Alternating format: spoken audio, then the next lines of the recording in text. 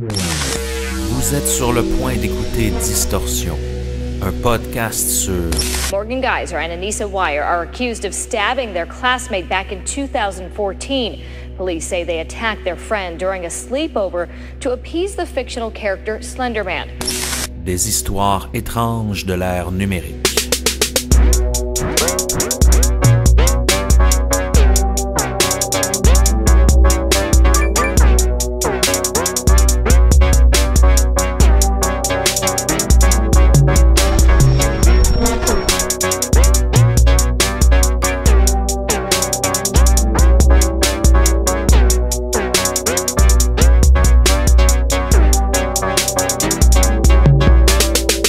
Les légendes urbaines sont fascinantes car il y a toujours une part de vérité dans chacune d'elles. Depuis quelques années, une nouvelle vague de mythes et légendes a pris naissance au sein d'Internet. On les appelle creepypasta.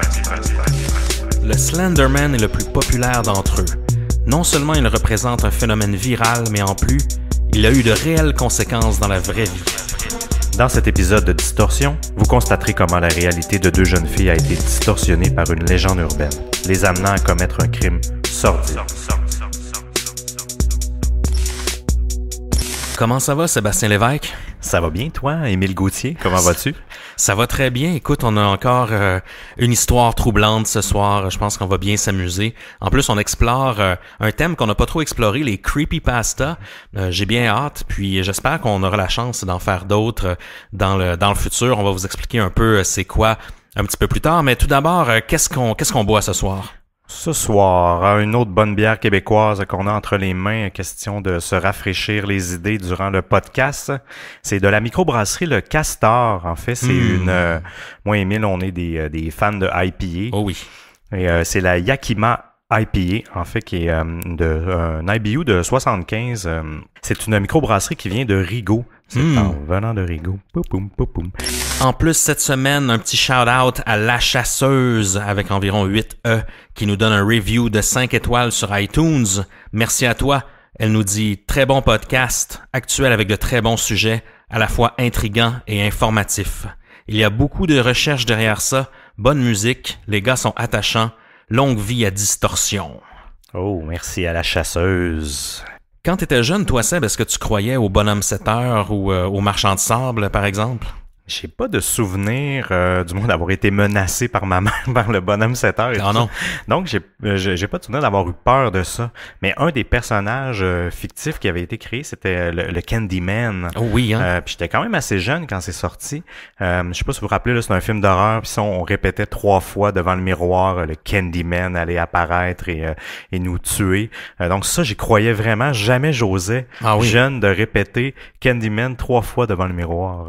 Toi, t'avais-tu un peu Ben moi mes parents m'ont puis surtout mes grands-parents quand j'étais plus petit m'ont fait peur avec justement le marchand de sable qui allait te mettre du sable dans les yeux si tu dormais pas à 19h, je pense. Oui, là, oui, c'était ça la règle oui. quand t'étais jeune. Donc ça, j'avoue que ça m'a fait peur un bout de temps. Surtout de la façon dont ma grand-mère racontait l'histoire, c'était vraiment comme si elle avait déjà rencontré personnellement.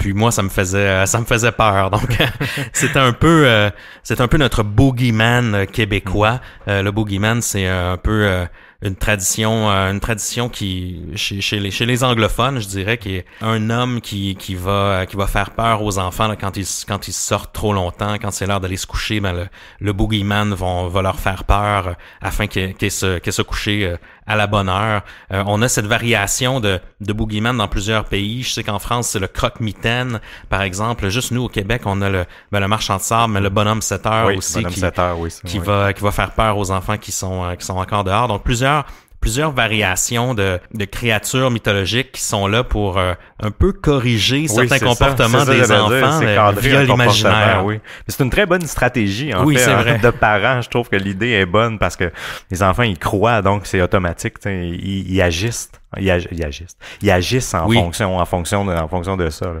Puis ce qui est nouveau depuis quelques années, grâce évidemment grâce à Internet, grâce aux réseaux sociaux, c'est qu'on a vu la naissance de certaines légendes urbaines qui sont nées sur Internet, qui sont pas issues de la tradition orale que nos grands-parents ont poursuivi de génération en génération. C'est des nouveaux mythes qui prennent naissance sur les forums, sur Reddit, sur 4chan.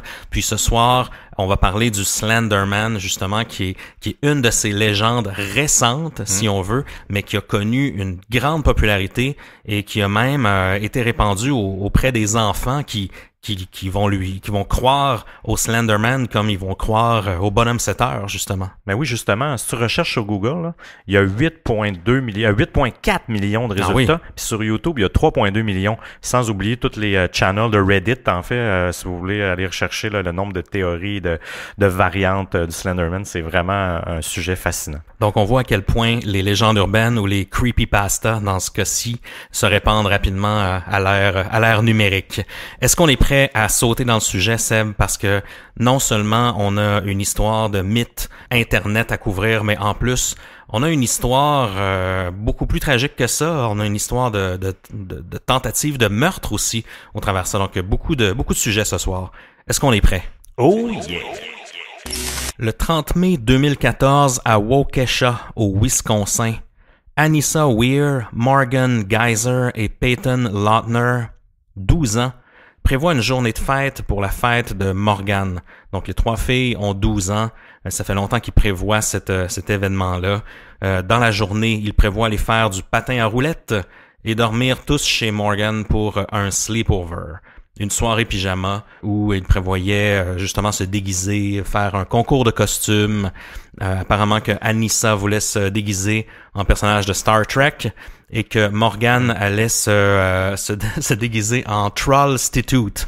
Non, je crois que c'était en Prosti-Troll. Oui, c'est ça, Exactement. Donc, une créature de sa propre création. La soirée se passe normalement. Les jeunes filles ont bien du fun. Le lendemain matin, ils vont tous déjeuner ensemble. La mère de Morgan leur cuisine un bon déjeuner. Un peu plus tard, dans les environs de 11 heures, les filles demandent à la mère de Morgan s'ils peuvent aller jouer au parc. Elle accepte sans problème. Donc, les trois filles se dirigent vers le parc de leur quartier. C'est un petit village plutôt rural, en fait, là. Un petit village un peu comme on pourrait en trouver au Québec. Une fois arrivée au parc, Morgan montre à Anissa qu'elle a amené un couteau avec elle.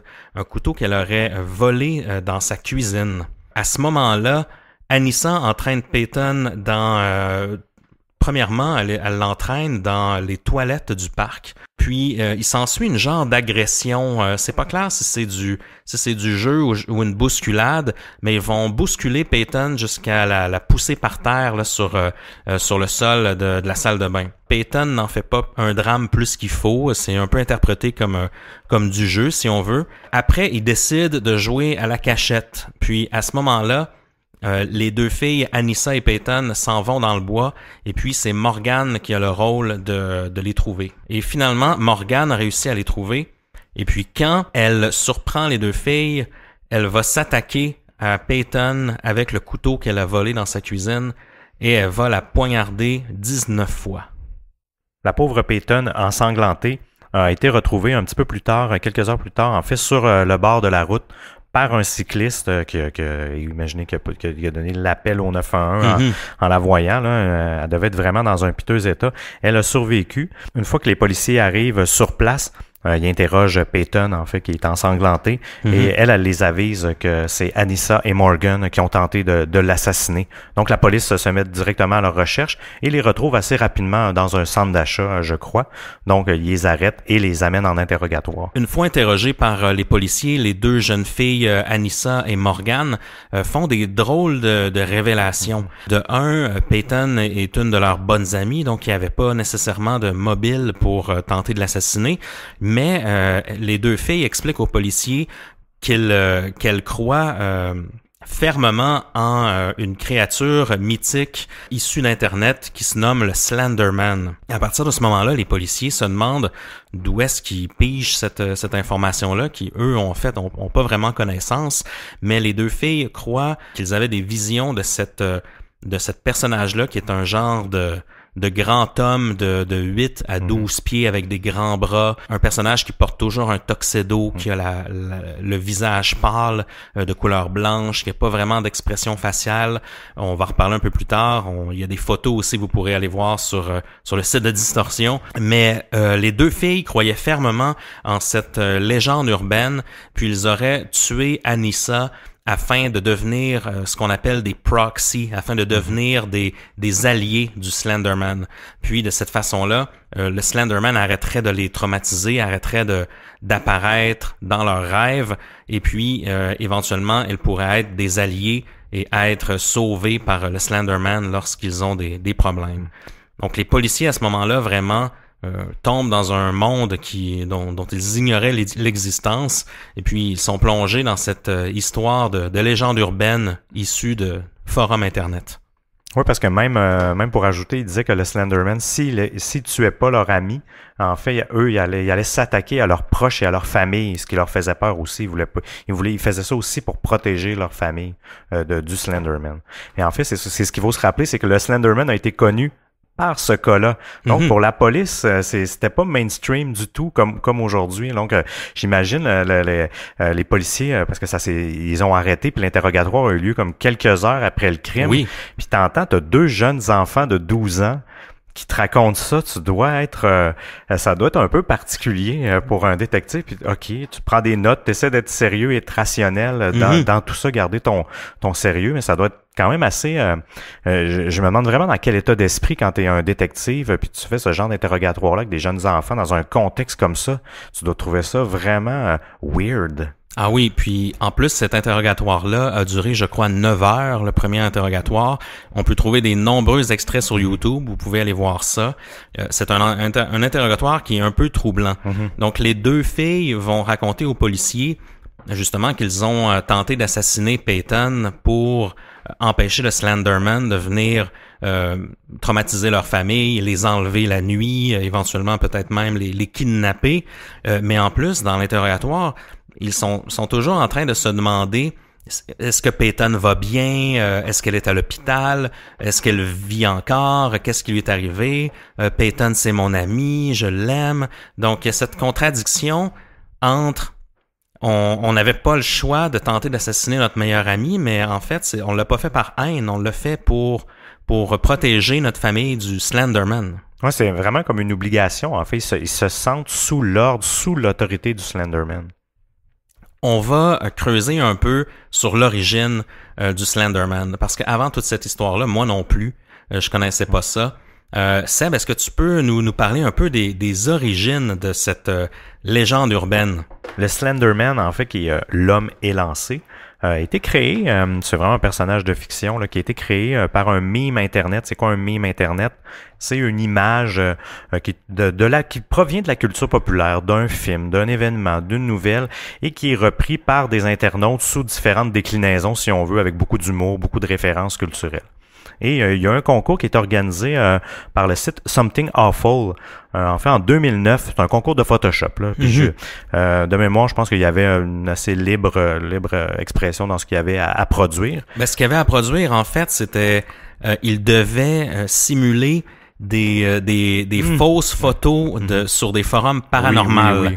Donc, c'était un concours de Photoshop où les gens devaient faire croire qu'il y avait quelque chose de surnaturel, puis de faire en sorte que les gens des différents forums y croient. Le personnage a été créé par Eric Knudsen, en fait, qui était son username, c'était Victor Surge sur le forum. Puis lui, il a créé ça tout bonnement, et ça a été repris. En fait, la première photo qu'il y avait, c'était avec un groupe d'enfants.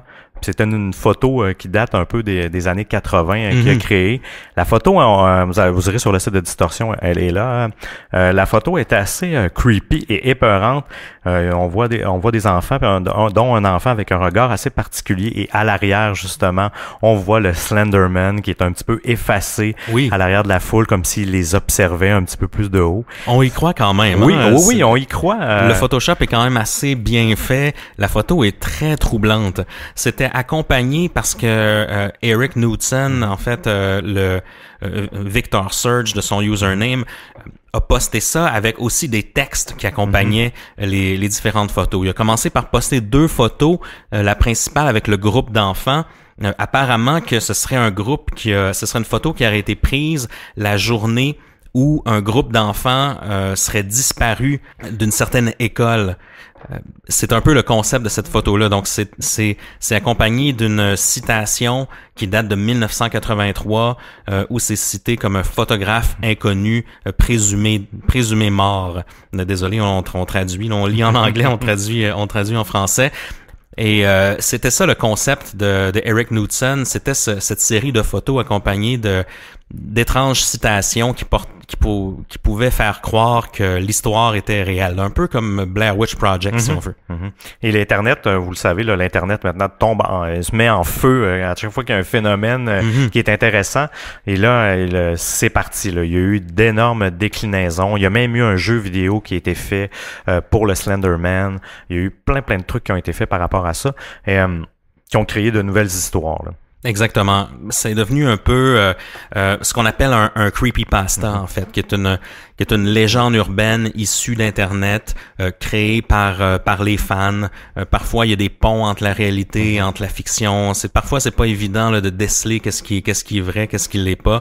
Dans le cas du Slenderman, c'est devenu vraiment un phénomène au niveau de, par exemple, des artistes sur DeviantArt, sur Tumblr, qui vont reprendre des images du Slenderman. Souvent, ça va être des images en noir et blanc avec le personnage qui est derrière, dans une forêt, derrière les arbres. On va voir naître plusieurs vidéos de type found footage, encore une fois, comme le Blair Witch Project, où, par exemple, c'est une caméra shaky, puis on va voir le Slenderman derrière. Et quand je regarde tout ça, il y a un peu matière à croyance. Si j'étais un enfant de 10-12 ans qui avait accès à Internet, que j'étais un peu fasciné par les choses un peu lugubres, c'est ce qu'on apprend un peu Exactement, c'est ce qu'on apprend un peu de Anissa et de Morgan lors de l'interrogatoire, c'est que les deux filles étaient très introverties, ils allaient trouver beaucoup de réconfort sur les forums de discussion, sur le Creepypasta Wiki, par exemple, qui est justement un wiki très populaire sur tout ce type de légende urbaine. Et puis elle consommait beaucoup de ce type de contenu-là. Sur le Slenderman, j'ai vu des très beaux visuels là, qui ont été créés. Ça fait penser un peu à comment il s'appelle le Jack là avec le sourire là de Nightmare Before Christmas là. Ouais, on sait.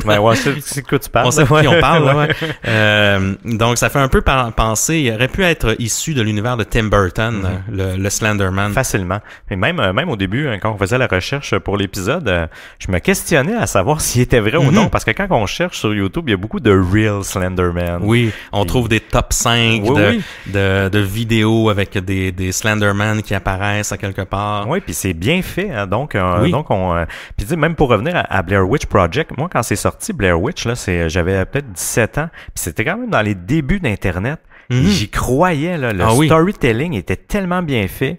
Moi, juste pour vous dire, là, la sorcière de Blair, elle habitait à Beauport, dans mon sous-sol, elle était dans mon établi. Et j'avais une peur, même presque adulte. Donc, j'imagine, dans un enfant, c'est vrai qu'on peut facilement se mettre à croire à ce genre d'histoire-là. Là. Exactement. Il y a plusieurs déclinaisons. Et même juste pour vous expliquer un peu, un creepypasta, si on décortique le mot, là, c'est pas une pâte de choses dégueu. Là. En fait, creepy, c'est des choses creepy, là, lugubres, exact. Et pasta, en fait, c'est pas des pâtes, c'est si on veut, c'est une abréviation de copy-paste, qui est notre fameux copier-coller d'aujourd'hui. Donc, un copy-paste, c'est dans le sens qu'un creepypasta, c'est une histoire qui est reproduite très, très rapidement. C'est un peu le bouche à oreille numérique d'aujourd'hui. Exactement. Puis ce qu'on assiste avec le Slenderman, en termes de phénomène viral, ça a été créé en 2009. C'est devenu gros en tellement peu de temps.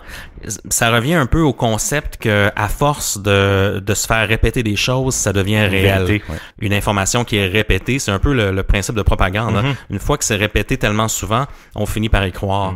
Un des projets les plus marquants entourant le Slenderman, c'est celui de Marble Hornets, qui a été créé par deux vidéastes amateurs, Jay et Alex. J'ai pas leur nom de famille rapidement comme ça, mais le concept de ça, c'est un peu un jeu de réalité alternative, si on veut, là, un ARG, qu'on appelle un Alternate Reality Game, où dans ce concept-là, on a Jay qui nous explique que Alex travaillait sur un film, et puis Alex en fait a décidé de quitter la région avec les bobines de film qu'il a tournées, et puis petit à petit il a commencé à sortir ses extraits de films sur YouTube, en créant aussi un compte Twitter.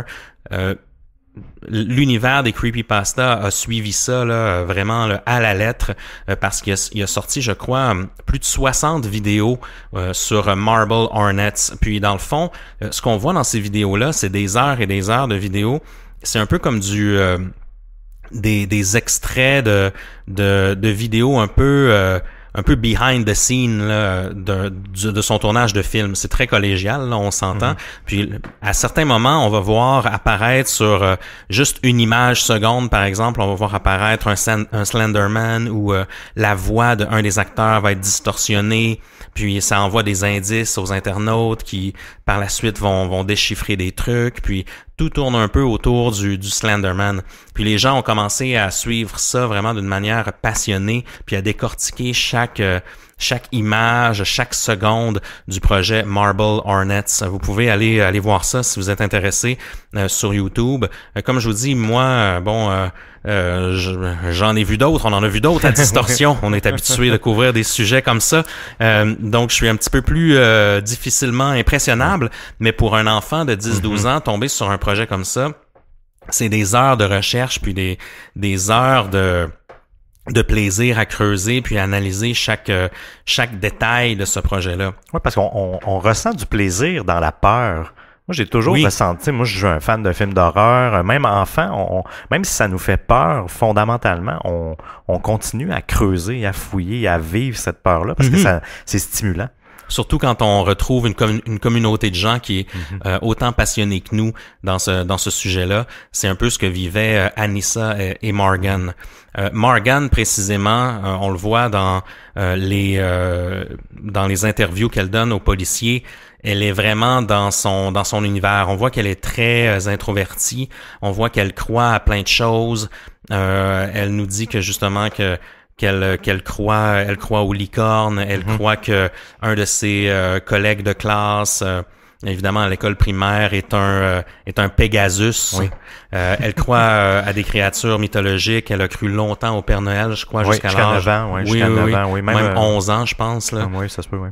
Donc, vraiment, Morgan était un sujet là, très typique pour ce genre de croyances-là. Un peu plus tard, même au niveau des exploitations là, de Slenderman dans la culture populaire, Minecraft, le jeu jeu populaire, Notch, les créateurs de Minecraft, ont posté le 26 juillet 2011 un update dans Minecraft où justement il y avait des nouveaux monstres qui allaient faire leur apparition. Minecraft, on le sait que on peut faire plein de choses lorsque c'est le jour, mais lorsque c'est la nuit, il y a des créatures qui sortent nous hanter, et les créateurs de Minecraft ont ajouté un personnage qui s'appelle le Enderman, qui est très similaire, donc un genre de personnage noir avec des longs bras, des longues jambes. Un visage blanc. Et il y a différentes déclinaisons de Slenderman. Hein. Il y a toujours l'homme en tuxedo avec les longs bras, les longues jambes, mais il y en a d'autres qui vont avoir plusieurs bras, un peu comme un araignée. Oui, un peu comme Dr. Octopus par exemple. Et avec ces bras-là, ils vont pouvoir étrangler les enfants ou les kidnapper et puis les amener dans la forêt. J'ai vu aussi le jeu vidéo qui a été fait, j'ai oublié le titre là, mais il y a eu un genre de jeu un peu indie qui a été fait vraiment sur le Slenderman. Tu l'as vu toi aussi, Seb, hein? Ça fait penser à un jeu un peu, si vous avez joué à The Last of Us ou à des jeux comme Resident Evil par exemple. Le principe est très simple. Puis je me rappelle que j'ai déjà joué même à ce jeu-là à l'époque où il est sorti.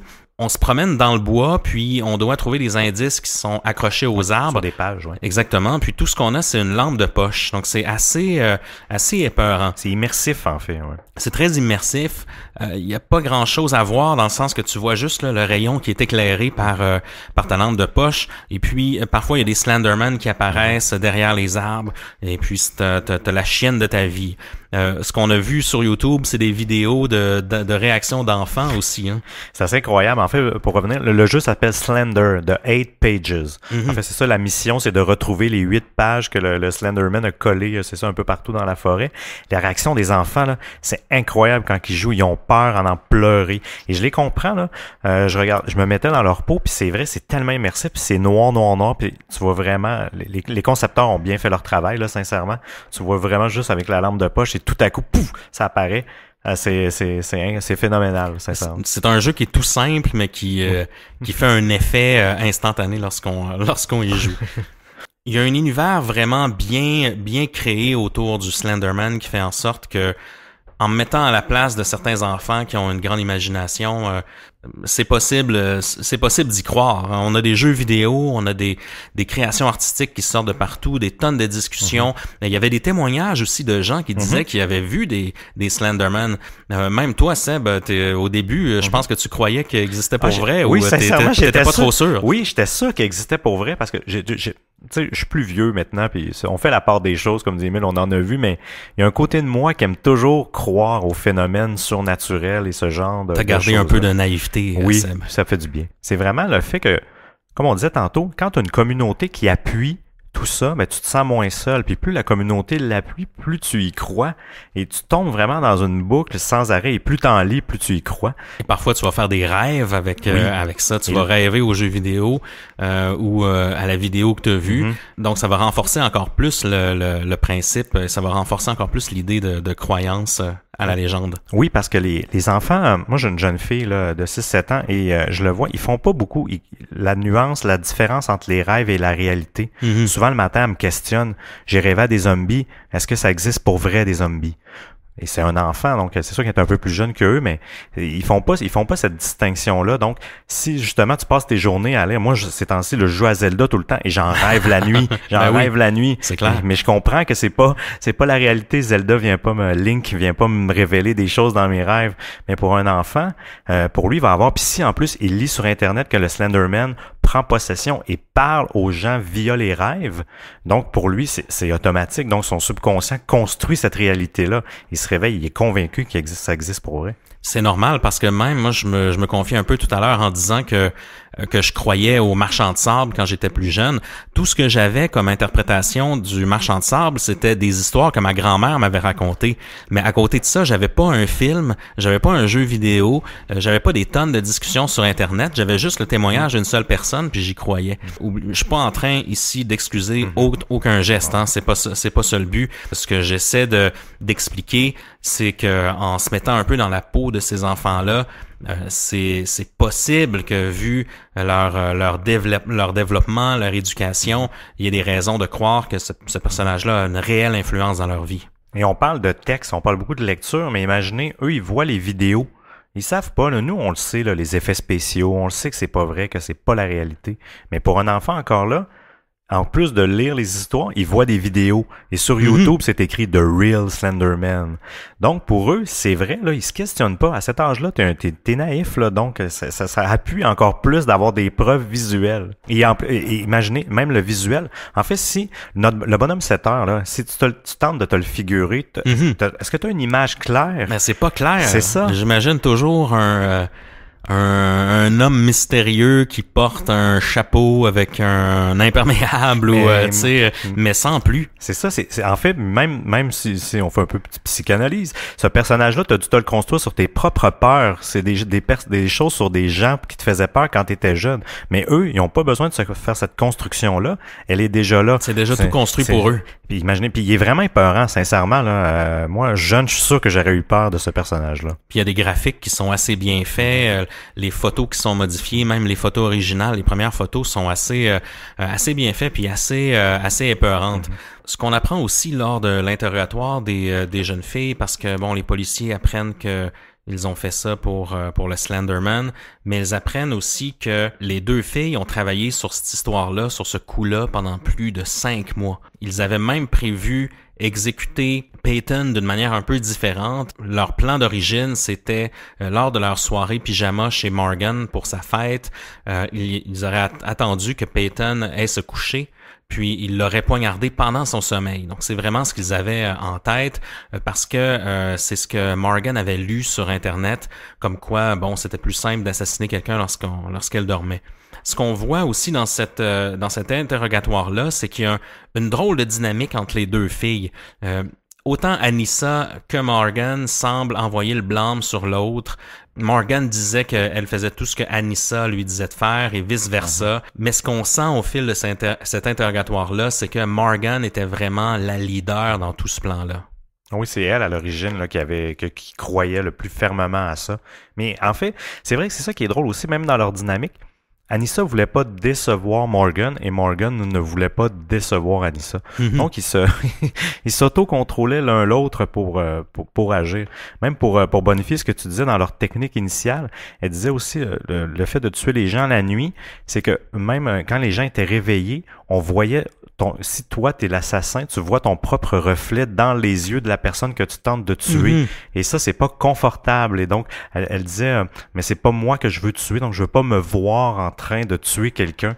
Donc pour elle, c'était une des raisons. Je sais pas quoi ils ont pensé, en fait, de vouloir mettre une couverte et se sauver, comme s'il y avait par-dessus le corps, ils voulaient s'en aller. Parce qu'oublions pas que Peyton n'était pas chez elle, en fait, il était chez Morgan. Mm-hmm. Donc il aurait laissé Peyton morte chez Morgan, donc c'est un peu étrange. Mais dans leur plan initial, ils prévoyaient aller rejoindre le Slenderman après leur acte. On apprend aussi que lorsqu'il est venu le temps de poignarder Peyton, les deux se sont un peu lancé la balle. Donc Morgan, qui aurait volé le couteau de cuisine, aurait premièrement tendu le couteau vers Anissa, lui demandant de le faire. Anissa aurait affirmé qu'elle n'était pas en mesure de faire ce crime-là. Elle aurait retourné l'arme vers Morgan pour lui expliquer, bon, c'est à elle de le faire, puisque c'est elle qui connaît le Slenderman et qui a une meilleure compréhension de la situation. À ce moment-là, Morgan lui aurait dit « Ok, je suis prêt à le faire, mais seulement lorsque tu m'ordonnes de le faire. » Et à ce moment-là, Anissa serait allée quelques mètres plus loin et puis elle lui aurait dit « Go crazy, go ballistic, do it. » Ouais. Go Morgan. Go Morgan. Et là, elle l'aurait poignardé à multiples reprises, 19 fois, dans les bras, dans les jambes, à l'abdomen. Et puis, le médecin a dit un peu plus tard que Peyton était à 1 millimètre près de trouver la mort parce que aucun de ses organes vitaux avait été vraiment atteint là, d'une manière critique. Donc, très chanceuse de s'en être tiré vivant. Dans sa chance, en fait, je me dis qu'un enfant de 12 ans, c'est moins fort qu'un adulte, donc les coups de couteau doivent être moins profonds, j'imagine. Là. Puis, étant donné que c'est pas calculé, un enfant, c'est pas trop, j'imagine, les points de mort. Ça l'a quand même sauvé. Puis Morgan explique ça avec quand même une certaine froideur, comme si c'était une marche dans le parc. Au travers tout cet interrogatoire-là, elle va dire aux policiers, oui, ben est-ce que je retourne chez moi ce soir? Qu'est-ce qui est arrivé à Peyton? Est-ce que je peux la voir? C'est mon ami. Donc elle était tellement dans sa croyance que pour elle, Peyton était encore sa meilleure amie. Puis il n'y a pas de conséquences à ça. Même quand elle décrivait le moment où elle assassinait son ami, pour elle, elle disait « Je chantais rien, c'était comme de l'air quand je donnais des coups, c'était comme de l'air, il n'y avait pas de coup de couteau. » Elle était vraiment, comme tu dis, elle était vraiment complètement dans sa réalité. Lorsque le crime est fait, les deux filles auraient voulu justement rencontrer le Slenderman. Donc tout de suite, leur première réaction, c'est de faire une genre de prière pour appeler le Slenderman afin qu'il vienne les rejoindre. Il le fait jamais, évidemment. Anissa nous explique qu'elle a pleuré beaucoup à ce moment-là et puis que Morgan, elle, restait d'une certaine froideur. Après quelque temps, il semblerait que Morgan se serait mise à pleurer aussi, à extérioriser un peu ses émotions. Les deux filles auraient marché quand même quelques heures dans la forêt. Elles auraient traversé le chemin de fer. Ils auraient tenté de trouver le manoir du Slenderman. Et pour une raison que j'ignore, ils se sont retrouvés dans un Walmart. il serait allé au Walmart, il serait allé dans la salle de bain du Walmart pour se laver les mains, pour laver le sang qu'ils avaient sur elle. Puis c'est là qu'il se serait débarrassé de l'arme du crime, le fameux couteau de cuisine. Ce serait par la suite que les policiers auraient suivi leur piste et les auraient appréhendés au Walmart, justement. Il était pas très difficile à trouver. Non, c'est ça. Ils se sont même pas cachés. J'imagine la tête des gens quand tu vois deux petites filles. Puis je veux dire, il devait avoir quand même beaucoup de sang sur Morgan. Veut pas sur son t-shirt. Là, je veux dire, 19 coups, ça doit saigner beaucoup. Donc, je trouve ça particulier qu'il n'y ait pas eu l'air d'avoir d'appel de la police aux gens. Je sais pas comment les policiers ont retrouvé leurs traces. Est-ce que tu sais si c'était un appel de gens chez Walmart ou c'est pas clair comment j'ai pas trouvé dans la presse du moins comment les policiers ont retrouvé leurs traces. Évidemment, ils ont eu l'appel du cycliste. Peyton a confirmé tout ce qui s'est passé. C'est un petit village, hein, donc j'imagine que ça doit pas être très difficile. Une fois que tu as perdu 2 enfants, tu fais un tour de bloc 2-3 fois, puis une fois que t'es au Walmart ou au McDo, t'as fait le tour, là. T'as fait le tour assez rapidement. C'est des jambes d'enfant aussi, fait que même s'il marche 2 heures, une jambe d'enfant, ça marche moins longtemps. Oui, c'était pas un si gros bois, là, Non, on parle d'un boisé, là. Peut-être pour un enfant de 12 ans, ça a l'air d'une forêt énorme, là, mais on parle d'un boisé. Dans un quartier résidentiel. Oui, c'est beaucoup plus petit que le parc La Fontaine, par exemple. C'est peut-être un boisé gros comme le parc Laurier, là, pour faire une référence très plateau Mont-Royal, mais on parle d'un pâté de maison. Aussi, ce qu'on apprend, c'est que les policiers sont allés par la suite avertir les parents de Peyton de ce qui s'est passé. Puis imaginez-vous ça, imaginez-vous en tant que parent, votre fille est chez sa meilleure amie pour célébrer sa fête, et puis le lendemain, les policiers viennent chez vous vous expliquez que la meilleure amie en question a poignardé votre fille 19 fois. C'est vraiment, ça doit être une sensation assez terrifiante et assez douloureuse. Mais les parents, ils croyaient pas. En fait, chacun des parents, parce que il y a les deux réalités, là. Il y a les parents aussi de Morgan et d'Anissa, en plus des parents de Peyton. Tu dois avoir complètement une distorsion, tu dois te déconnecter, tu dois pas y croire. En fait, c'est ce qu'il disait, là. J'y croyais pas au début, là. Tu sais, t'entends ça, c'est surréaliste, c'est des enfants de 12 ans. Ça pense pas à poignarder d'autres enfants à 12 ans. C'est pas normal, là. Pauvres parents, sincèrement, là. Les policiers, par la suite, se rendent ils explorent les maisons des deux coupables, en fait, de Anissa et de Morgan, et ils trouvent chez Morgan une tonne de dessins de Slenderman, des dessins de phrases un peu dépressives écrits sur du papier. Beaucoup aussi de créations. Tu me parlais, Seb, de pas des genres de blocs Lego, mais de création de papier, là. Oui. En fait, c'est ça qui était particulier. Elle créait un genre de monde imaginaire avec, au lieu d'avoir des Playmobil ou des petits trucs. Ouais, j'ai dit Lego, là, mais elle les avait toutes dessinées un à un portable avec le sens du détail, là, super précis, là. Par exemple, sur un mini portable qu'elle avait dessiné, là, même pas de la taille d'un paquet d'allumettes. Elle avait tout fait un écran YouTube à l'intérieur des vidéos avec les vidéos suggérées. Elle avait une imagination très, très fertile. Par la suite, en fait, le débat qui arrive tout de suite parce que c'est clair qu'on a devant nous une tentative de meurtre.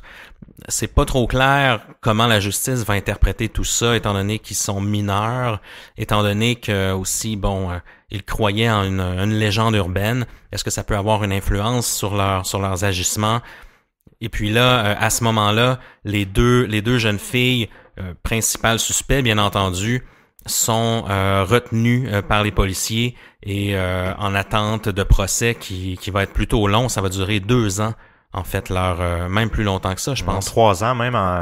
Actuellement, elles ont 15 ans et ils ont été arrêtés à 12 ans. Enfin, ils ont été arrêtés. Ils n'ont jamais revu la vie extérieure une fois qu'ils ont été arrêtés la journée même du meurtre. Parce que les policiers puis le juge en question ont jugé que c'était trop dangereux de les remettre en liberté. On apprend que Anissa est retenue dans un pénitencier juvénile avec d'autres enfants criminels. Morgan, de son côté, elle, c'est un peu différent, hein?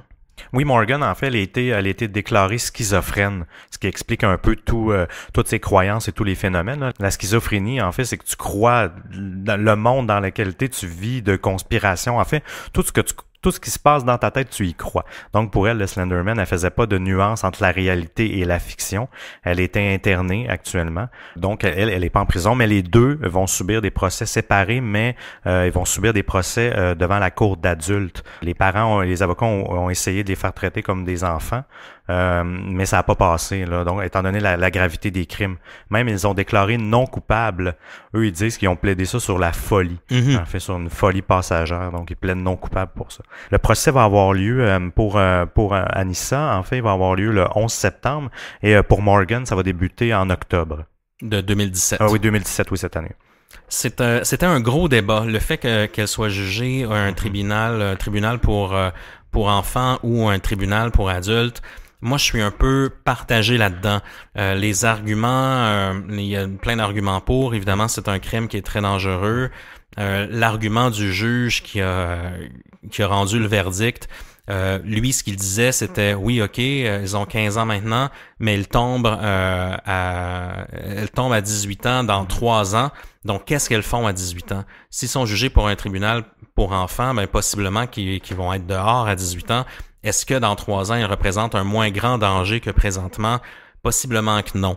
Donc, c'est ce qui a influencé son jugement de faire en sorte que les deux jeunes filles allaient être jugées dans un tribunal pour adultes. Par contre, les arguments contre, je dirais, c'est que au moment du crime, est-ce que leur cerveau était assez développé pour interpréter le Slenderman comme une mythologie, alors que des enfants de cet même âge-là peuvent, par exemple, encore croire au Père Noël, par exemple. Je sais que c'est tard un peu, mais certains quand même. Oui, ils croient à cet âge-là. Ouais. On s'entend que c'est pas si loin. Donc, ça a été un jugement très controversé. Il y a autant des gens qui étaient pour et contre. Il y a certains gens sur Internet qui ont supporté Morgan. Je sais qu'il y a eu un genre de pas de pétition en ligne, là, mais de site web de support pour supporter Morgan. Oui.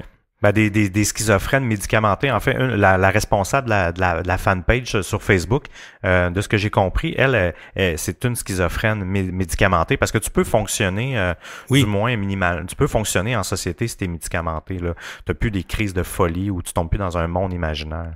Et même, dites-vous qu'elles font face à des charges de 40 ans de prison. C'est incroyable. Si sont accusés au maximum, là, ils vont sortir au-delà de 50 ans. À l'âge de 50 ans, c'est une vie gâchée. Pour revenir à ce que tu disais, Morgan, elle est schizophrène. Donc, j'ai l'impression que ça lui donne une carte dans son jeu, si on peut dire, parce que elle peut un peu plus plaider la folie, j'imagine. Certainement, je présume. Son procès va être à surveiller, justement, comme tu disais, en octobre.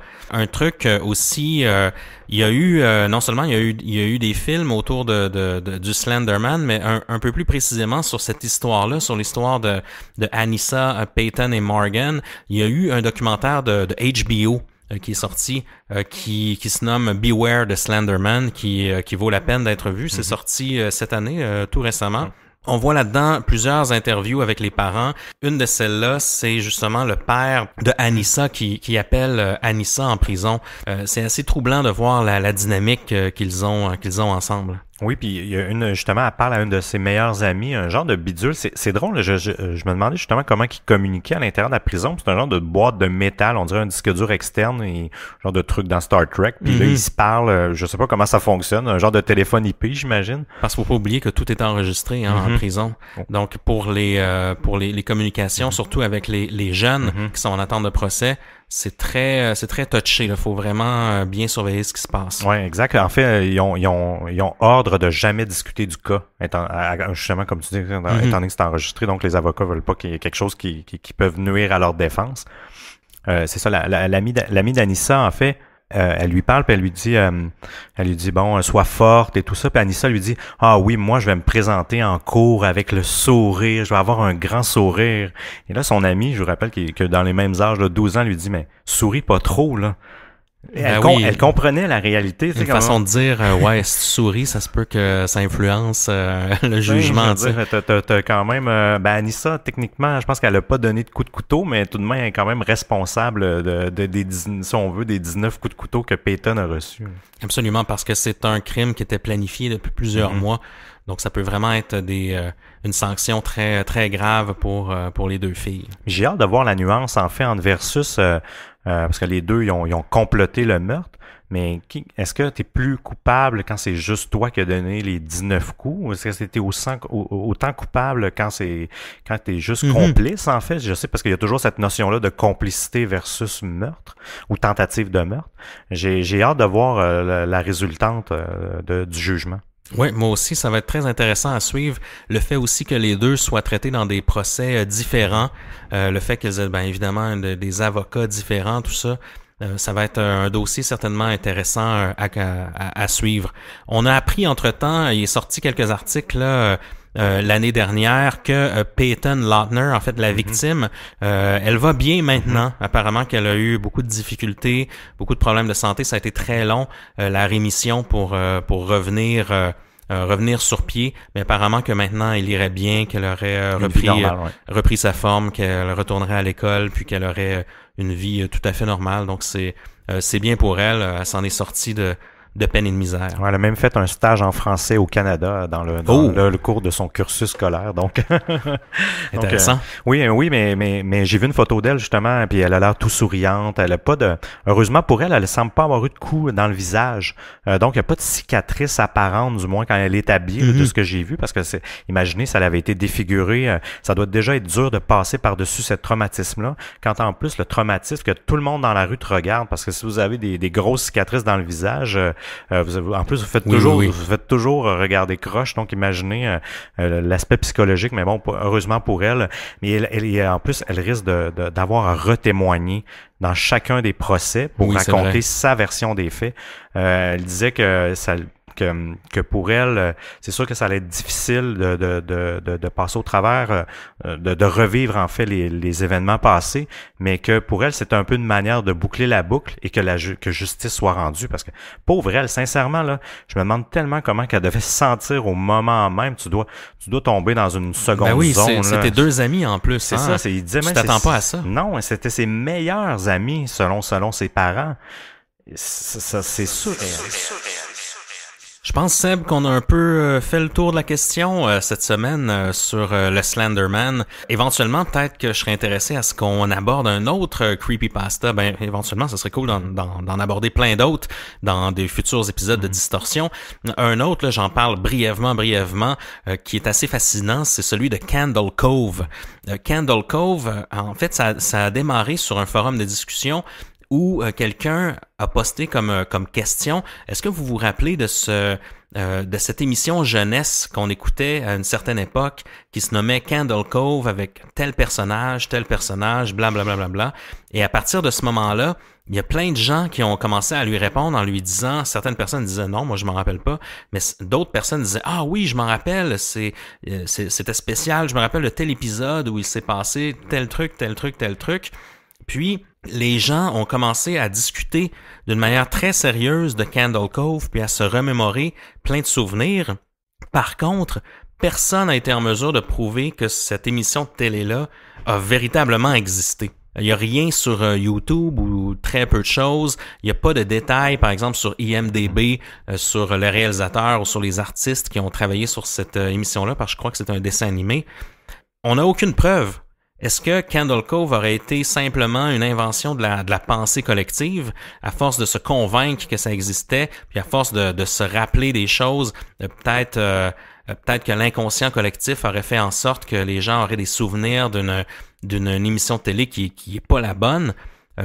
C'est complètement mystérieux. Donc c'est un autre creepypasta qui est très intéressant, qu'on va peut-être aborder éventuellement. Je sais pas si ça vaut la peine de faire une émission d'1 heure là-dessus, mais peut-être d'en glisser quelques mots. C'est vraiment, c'est un sujet vraiment intéressant. C'est, moi, ça me fait vraiment rire, ça, ce genre de construction collective d'histoire, là, qui dérive. Ça nous démontre un peu notre faiblesse en tant qu'humain. Je trouve qu'on est on est toujours à un pas, je trouve, de dévier vers la folie, là, si on veut, dans un certain sens. Mais bref, pour, justement, quand Émile nous parlait, si vous avez des suggestions à nous faire, ou vous voulez nous rejoindre, on est vraiment disponible.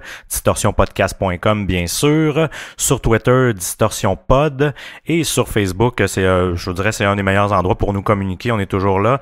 Donc, rejoignez-vous facebook.com/distorsion. podcast. Évidemment. Donc, et sur iTunes, je répète un petit peu, mais n'hésitez pas à aller nous donner une bonne note aussi sur Google Play et sur Stitcher. On est partout. Yes. Le mot de la fin, Émile. Oui, si vous voyez le bonhomme carnaval dans vos rêves, vous souffrez probablement de schizophrénie.